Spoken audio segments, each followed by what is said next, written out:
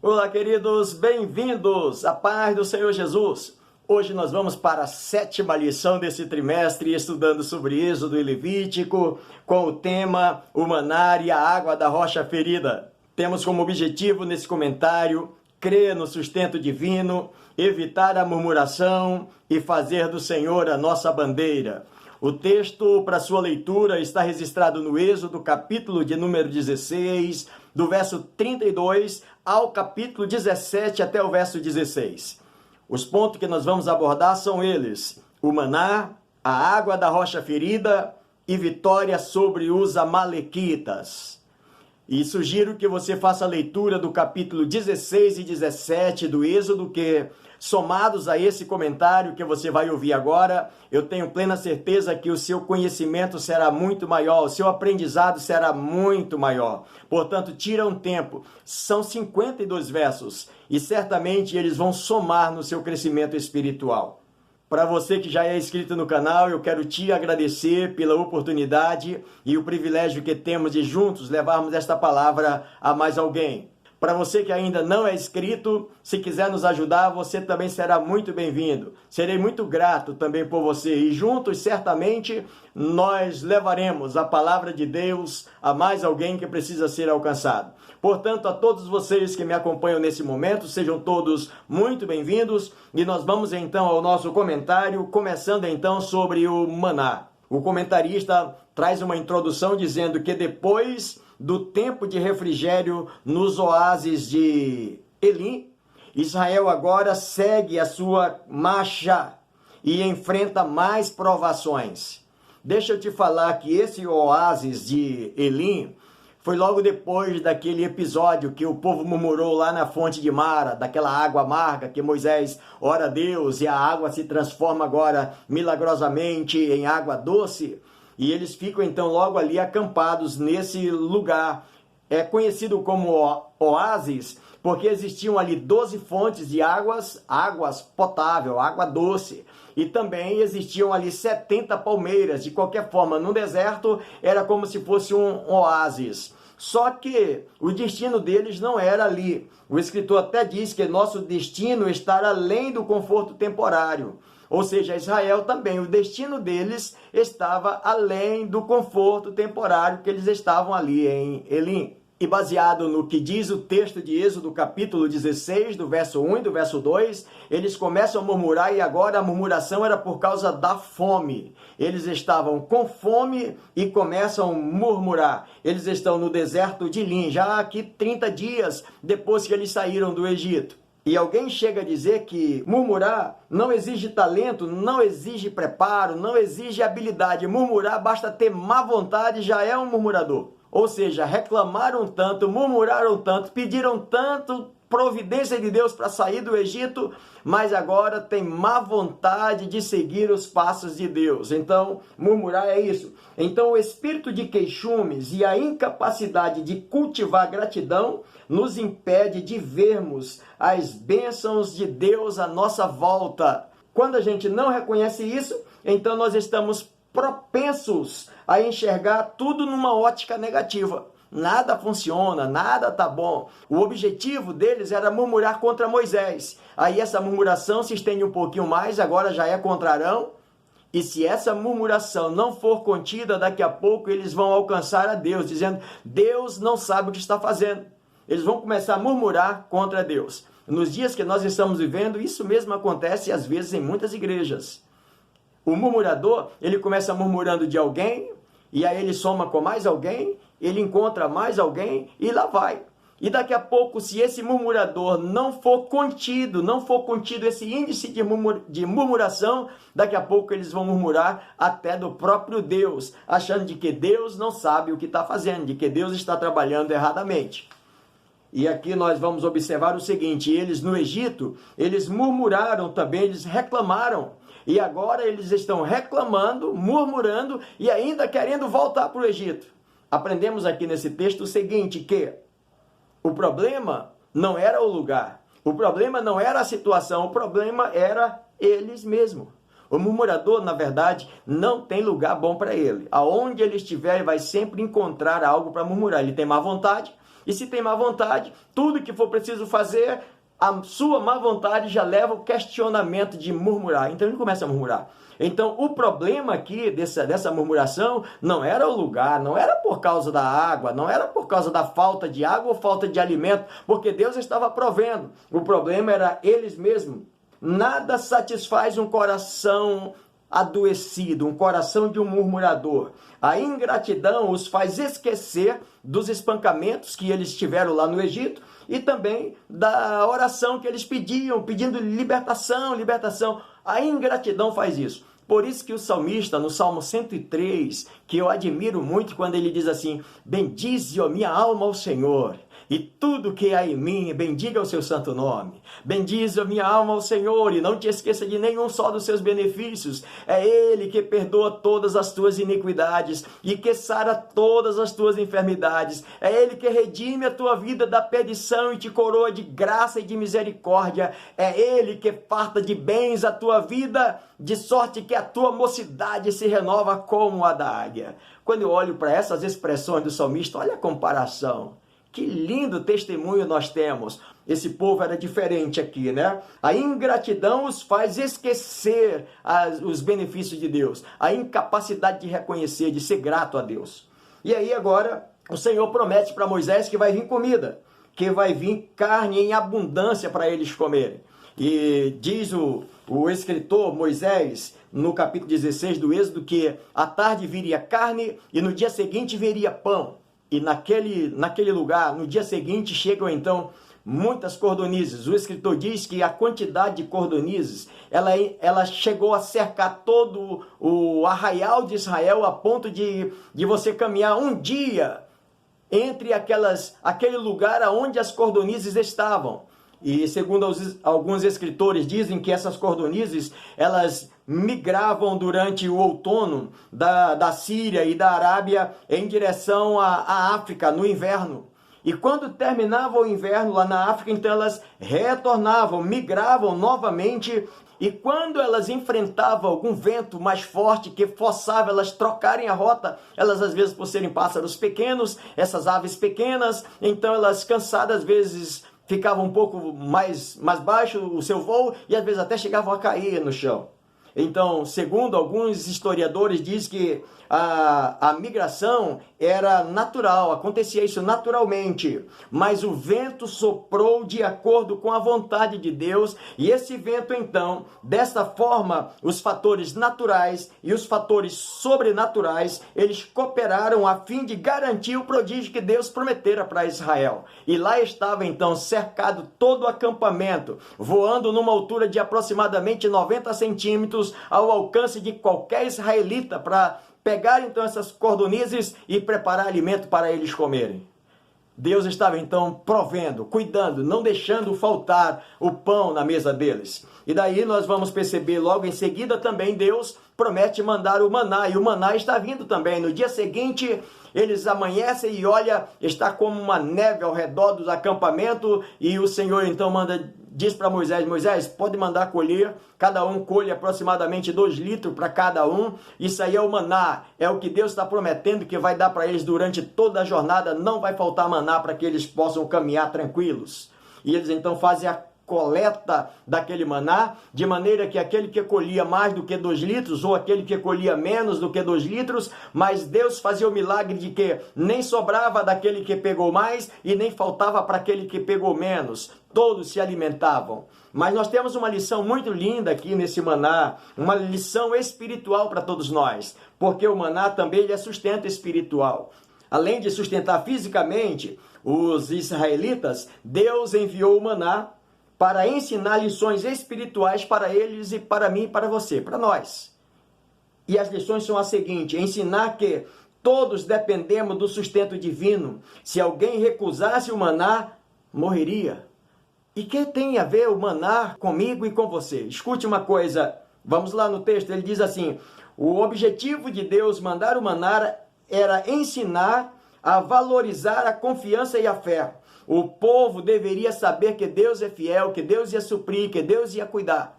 Mas também, esse maná que Deus mandava era ensinar a importância da obediência, obedecer a Deus. De maneira que durante 6 dias o Senhor mandava o maná de domingo a sexta. Na sexta-feira, eles deveriam pegar uma porção dupla, porque no sábado era o dia de descanso do Senhor e eles não deveriam sair no campo para colher maná. Mas a Bíblia diz que alguns deles ainda saíram, de maneira que revoltou o Senhor essa atitude deles de não acreditar, de não confiar, de não temer o que Deus estava lhes mandando.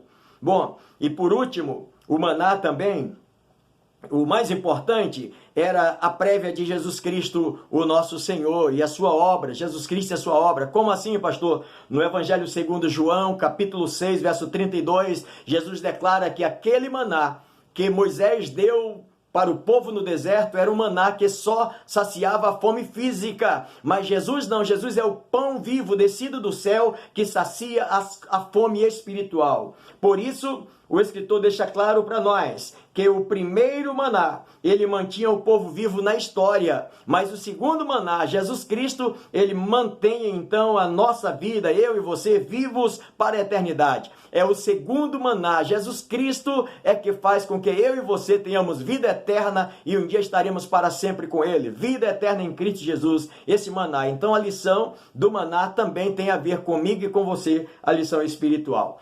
Depois o escritor fala da água da rocha ferida. O que é isso? É porque eles começam a murmurar agora água. Esses caras eram muito murmuradores, não era fácil não. Eles começam a murmurar de novo, já em Refidim. Eles começam a murmurar porque não tem água. E sabe de uma coisa? Deus, ele intencionava não apenas levar o povo ao destino, mas forjar neles um caráter santo. Deu para entender? Como eles eram tão murmuradores, logo no começo Deus não deixa eles irem para a terra de Canaã pela rota mais curta, porque sabia que eles já iam reclamar encontrando a primeira guerra. Então Deus disse, eu vou levar mais tempo por aqui. É o tempo que eu vou ter para tratar, para ver se eu mudo o caráter dessas pessoas. Você já percebeu que às vezes na nossa vida também isso acontece do mesmo jeito? Às vezes, existem situações na vida de todos nós que parece assim que Deus poderia ter feito tão rápido por nós, mas parece que demorou um pouquinho mais, porque Deus estava querendo então tratar a mim, tratar a você. Eu olho para esse comentário aqui, o comentarista diz, então, concluímos que Refidim também fazia parte do propósito de Deus. Levar ele naquele lugar, propósito, vou tratar vocês aqui, vou deixar vocês um pouco com sede de novo, para mim poder tratar, mostrar que eu posso fazer. E aí, o escritor diz também que o nosso deserto, eles não são acidentais. Também os nossos desertos, muitas vezes, o que é deserto mesmo na nossa vida, né? Quando a gente fala de deserto, a gente já fica meio cabreiro. Porque deserto é um lugar de solidão, deserto é um lugar de dificuldade, deserto é quando a coisa parece que nada funciona à nossa volta, né?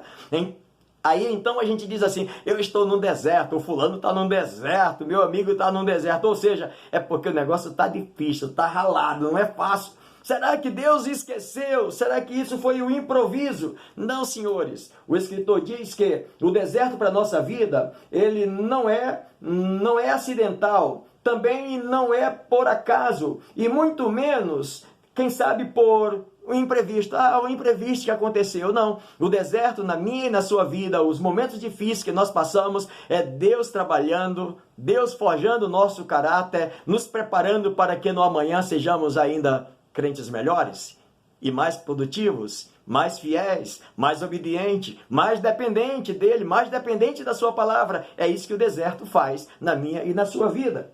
E aí Moisés agora, o Senhor manda Moisés falar para a rocha. Moisés, reúne aí os líderes maiores, e vai lá na rocha, leva o teu cajado e chega lá, fere a rocha na frente deles. Eu vou estar contigo lá, Moisés.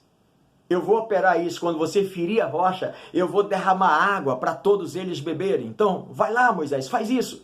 E Moisés, então, pega o seu cajado e chama os líderes de Israel e vão com eles até a rocha. E quando chega lá, Moisés, então, fere a rocha e jorra água doce para todos beberem. O povo, então, agora tem água para beber à vontade. Eu olho para isso aqui, na verdade isso aqui dá uma demonstração da dependência de que Israel tinha de Deus, né? Moisés sabia que não era ele O Senhor Deus pede para aqueles anciãos ir ali, para que eles pudessem ver que não era Moisés, era Deus. Não é Moisés usando, vamos dizer assim, colocando Deus na parede. Eu decreto que vai cair água daqui para você. Não, era obedecendo a palavra de Deus, Moisés simplesmente no comando de Deus. E aí, essa rocha também, ela tipifica Cristo na nossa vida. O maná, já falamos que o maná era espiritual, porque apontava também para Cristo. O maná é eterno, o pão vivo descido do céu, Jesus Cristo. E a rocha? Aquela rocha era um emblema da pessoa e obra de Jesus Cristo, nosso Salvador e doador da vida. Assim como a água, Cristo é essencial à vida. Sem Jesus, quem somos? Assim como a água, Jesus é essencial para mim e para você. Sem Jesus, nós perecemos, nós não temos vida. Ele é a fonte da água da vida. E quando olhamos aqui para esse texto, ele mostra algumas razões. Por quê? Razões porque a rocha é uma figura de Cristo. Um povo inteiro, embora indigno, saciou-se da água daquela rocha. Você já imaginou isso? Eles não mereciam, não. Eles mereceram morrer de sede mesmo naquele negócio ali, porque os caras eram murmuradores. E o Senhor então fere a rocha e manda Moisés ferir a rocha e está aí, pode beber água à vontade. Bebam água à vontade. Qual é a comparação que nós temos para nós? Jesus, a fonte da água da vida, ele dá-nos vida eterna a todos, mesmo que nós não merecemos, mas ele está aí, água de graça para todos vocês. Olha aqui, água gratuita para todos. É o que Jesus fez. Também nós podemos observar, a água era abundante e sem limite. A água estava próxima e de fácil acesso. A única coisa que os israelitas precisavam fazer era exercer a vontade e beberem. É isso que eles precisavam fazer. Está com sede? Pode beber. Por isso Jesus disse, quem tem sede, vem a mim e beba. Eu sou a fonte da água da vida. E aí, a rocha, assim como Cristo, precisou ser como? Ferida. Se ela não fosse ferida, não teria água. Mas quando ela foi ferida, então jorrou água para todos beberem. Quando a gente olha para a palavra de Deus, Jesus Cristo, a nossa rocha, ele também foi ferido para que, através do seu sangue, da sua morte, eu e você pudéssemos ter vida eterna em Cristo Jesus. Então a rocha é símbolo também de Cristo. Cristo é a nossa rocha que nos dá água gratuitamente para saciar a minha, a sua, a nossa sede. Cristo, a nossa rocha. Agora nós vamos para o ponto final, quando o escritor fala sobre a vitória sobre os amalequitas. O que é isso? Quem são esses amalequitas? O escritor diz que os amalequitas eles eram um povo assim, um tanto covarde. Eles começaram a ferir Israel na covardia. Eles não enfrentaram Israel de frente. Quando Israel passava, então eles atacavam, o escritor até chama de a tática de hienas. O que faz uma hiena? A hiena é determinado animal, ela não encara de frente, mas ela encara os seus filhotes. Os filhotes que ficam mais para trás, então ela vai e encara. E então pega os filhotes, ou por outra, ela procura resto de comida de algum caçador, de alguma fera daquela ali, de algum animal carnívoro que comeu e deixou a sobra lá para comer depois, ela vem, então leva o restante. Ou seja, ela é um pouco assim, meia traiçoeira, meia covarde. E é assim que os amalequitas agem. Eles agem covardemente contra os filhos de Israel. E agora, por essa covardia deles, então existe uma determinação de Deus que um dia eles vão pagar a conta. Ou seja, vocês feriram o meu povo, vocês atacaram o meu povo covardemente, então pode esperar. Pode esperar que vai vir o retorno, vai vir a resposta, vai vir a vingança. E aí, quando a gente olha para esse texto aqui, nossa batalha espiritual. O que o escritor fala sobre nossa batalha espiritual? Eu achei interessante, eu quero que você entenda muito, muito claro isso. O êxodo e a caminhada de Israel pelo deserto simboliza espiritualmente a caminhada do crente. Como assim? Porque Israel, quando estava no Egito, eles estavam ali escravos no Egito. E como escravo, eles não podiam lutar contra o seu senhor. Um escravo não luta contra o seu senhor. Um escravo só recebe ordem do seu senhor. E era o que acontecia com os israelitas. Agora, Deus precisou então lutar por eles e tirá-los da escravidão. Mas agora eles estão então enfrentando não mais um senhor carrasco, eles estão enfrentando um inimigo. Agora não é hora mais de Deus simplesmente lutar por eles, mas lutar com eles. Por isso que Deus então ordena de que Moisés mande Josué à luta, e Josué reúne os seus homens de batalha e vai à luta.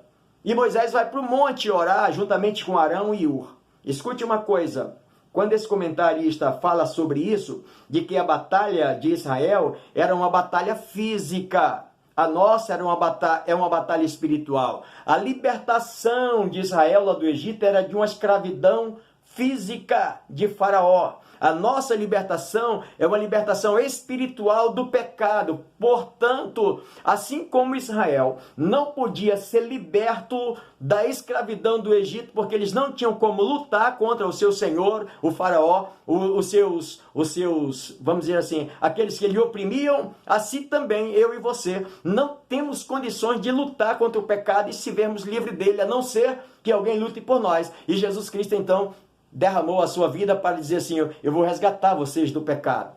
Assim como Israel agora luta contra os amalequitas e Deus está com eles, o Senhor também nas nossas lutas espirituais hoje, nós não precisamos mais de que Ele nos resgate, pois Ele já nos resgatou através do seu sangue. Mas aí nós temos os nossos inimigos, o inimigo da carne, que luta contra nós, o inimigo de nossas almas, e agora nós precisamos então da ajuda de Deus que lute por nós. Então é a mesma figura. Israel precisou ser liberto do Egito físico, nós do Egito espiritual. Israel luta com os amalequitas fisicamente, nós lutamos espiritualmente, a nossa luta é espiritual. E o comentarista ainda diz mais alguma coisa para nós quando ele diz assim, havia duas batalhas simultâneas acontecendo. Mãos erguidas falam de oração. Mãos erguidas representam intercessão e dependência de Deus. Se Deus não estiver lutando conosco, nós seremos derrotados. Por isso que o escritor diz que orar é isso aqui. Orar é envolver Deus na batalha.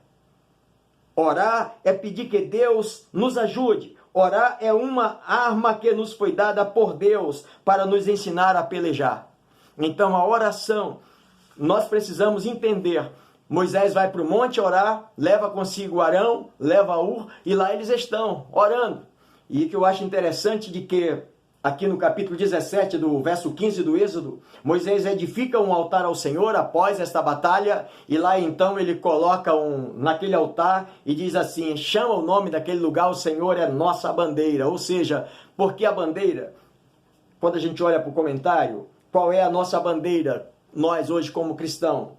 A bandeira é um símbolo que representa um povo. Então, ali Moisés estava dizendo assim, esta bandeira aqui representa a nação de Israel. É o nosso Deus que pelejou por nós. Ele é a nossa bandeira. E eu acho interessante que Moisés, ele não constitui um monumento para si ou para Josué quando ganha aquela batalha. Mas ele constitui um monumento para dizer que o Senhor é a nossa bandeira.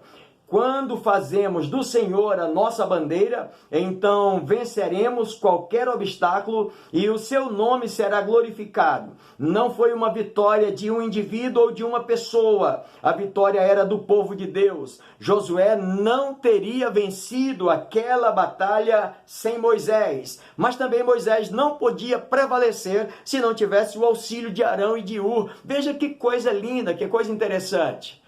Josué está no vale, está lutando, Moisés está no monte, de mãos, orando, buscando a presença de Deus. A Bíblia diz que daqui a pouco Moisés já não aguentava mais e baixava as mãos. Mãos para o alto, acabamos de ler. Mãos para o alto, oração representa a presença de Deus, Deus agindo. Mas quando Moisés não conseguia mais, que baixava suas mãos, era como que Deus dizendo, olha, eu saí de cena, precisa orar. Precisa interceder. E Arão e Hur, eles viram isso e disseram, nós vamos ajudar. E eles chegam do lado de Moisés e sustentam as mãos de Moisés. De maneira que as mãos para o alto estava dizendo, Deus está no comando até que a vitória seja plena. E foi isso que aconteceu. Então, aqui nós vamos ver no texto que foi interessante. Tanto Josué lá no vale lutando, Moisés dando a cobertura, mas alguém também auxiliando. E aí eu termino o comentário quando diz assim, nossa bandeira é Cristo. é Ele que nos move, e por Ele é que vivemos e morremos. Ele é o único que traz satisfação para o nosso coração. Ele é o único. E o escritor me faz uma pergunta, e eu sou obrigado a responder para ele. Quando ele diz assim, Cristo é a sua bandeira? Eu posso responder para o escritor, Cristo é a minha bandeira, Ele é o motivo da minha vida, foi Ele que me salvou, foi Ele que me tirou do pecado, é Ele que me garante vida eterna, Ele é a minha bandeira, Ele é o símbolo que representa um povo, então Ele me representa, Ele é a minha bandeira. E aí a pergunta eu faço para você também, Cristo é a sua bandeira? Se Cristo é a sua bandeira, então vamos juntos, continuando, Ele já nos libertou? Agora nós temos as guerras contra os inimigos, vamos continuar vencendo. A oração, mãos para o alto, dependendo de Cristo Jesus. Para você, querido professor, Deus te abençoe. Eu espero poder ter contribuído com você, para lhe ajudar um pouco mais aí na sua escola bíblica dominical. Para você, aluno que está me assistindo também, meu muito obrigado. Espero também poder te ajudar. E junto lá com o teu professor lá na classe, lá na sala de aula, Deus vos abençoe e dê para vocês uma aula linda, maravilhosa, com um aprendizado ainda muito maior. Deus abençoe e até o próximo, se o Senhor Deus assim nos permitir. Até lá.